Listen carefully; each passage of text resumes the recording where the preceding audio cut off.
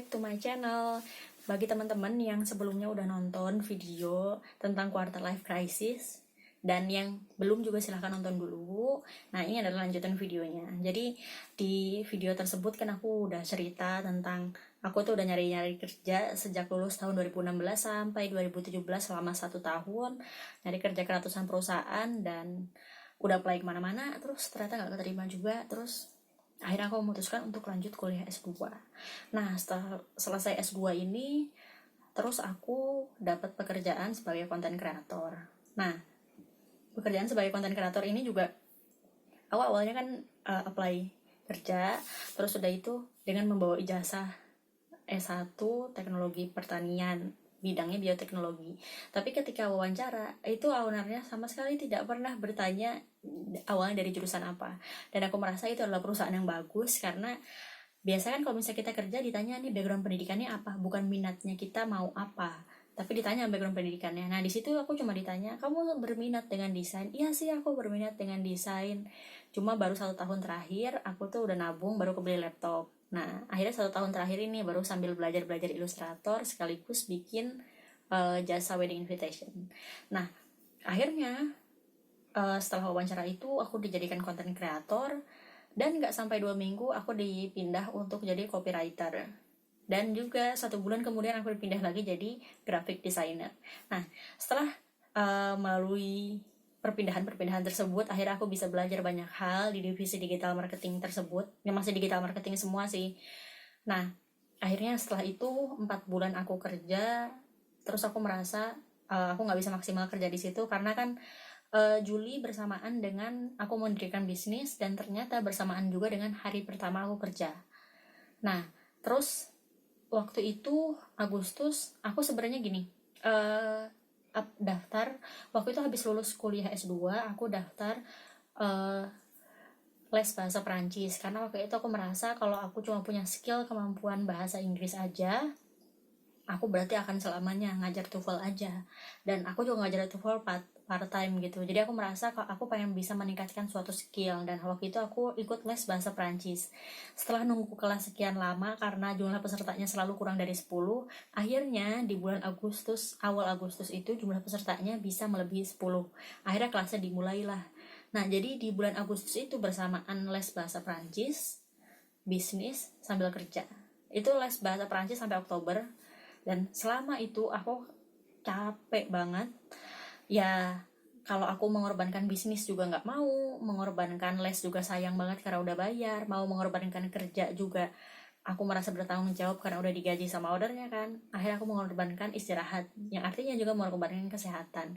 Jadi awal-awal aku kerja tuh bulan Agustus tuh kayak sering banget sakit. Jadi kerja tuh sampai sambil pilek, sambil masukin tisu ke hidung biar nggak meler. Nah, abis itu ya udah, itu kan kerja. Akhirnya setelah 4 bulan aku di akhir Oktober memutuskan untuk resign.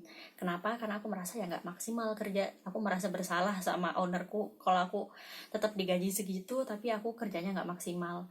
Akhirnya aku bilang ya udah, aku mau fokus dengan bisnisku aja. Dan ownernya dengan sangat baik hati mengizinkan, ya udah kalau misalnya kamu memang mau fokus dengan bisnis, see you on top, sampai berjumpa. Nanti kita ketemu nggak sebagai owner dan karyawan, tapi dengan sebagai sesama pebisnis gitu. Yaudah, akhirnya aku mulai berbisnis. Aku mulai berbisnis terus sampai akhirnya sekitar bulan Februari aku ketemu nih sama salah satu HRD. Jadi waktu itu wawancara 2 orang, satunya ownernya, satunya adalah HRD-nya. Akhirnya waktu itu aku lagi nyari hipnoterapis buat salah satu cabang bisnisku yang baru. Terus udah itu akhirnya ketemu lah sama beliau ini. Terus udah itu cerita-cerita lah. Terus akhirnya HRD-nya bilang, mas-masnya hipnoterapis yang HRD ini bilang, kamu tahu nggak sih sebenarnya dulu waktu wawancara aku tuh merekomendasikan kamu untuk nggak diterima. Kenapa? Karena sebenarnya aku udah tahu kalau misalnya kamu itu tipe orang yang nggak bisa punya bos. Terus aku mikir, loh terus kenapa aku diterima?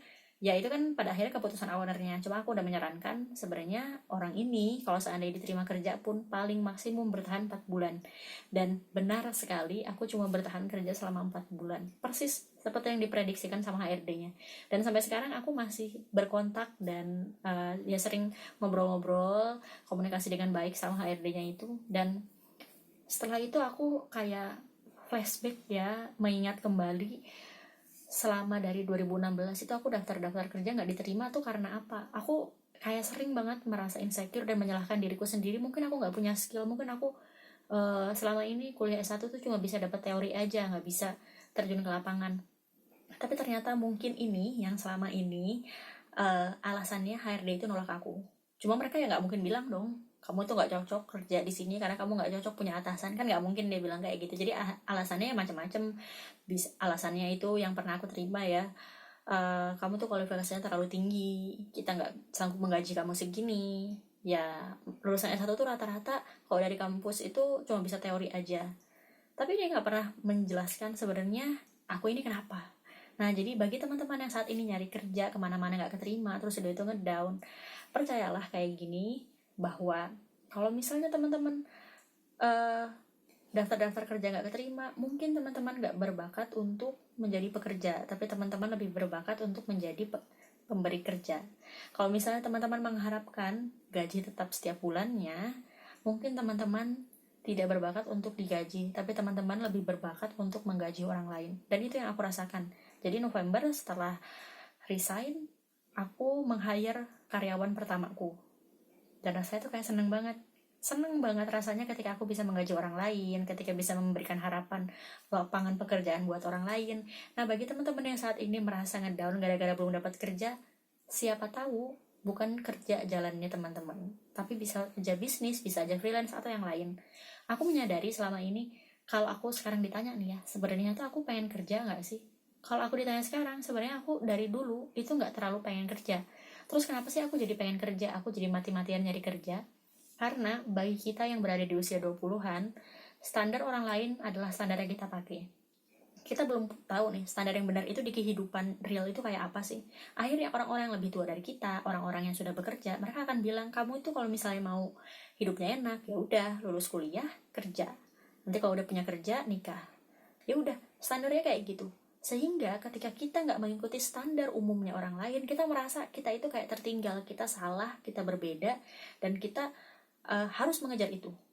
Nggak ada toleransi lain, kita harus uh, mengikuti standar kesuksesan mereka sehingga kita bisa disebut sukses.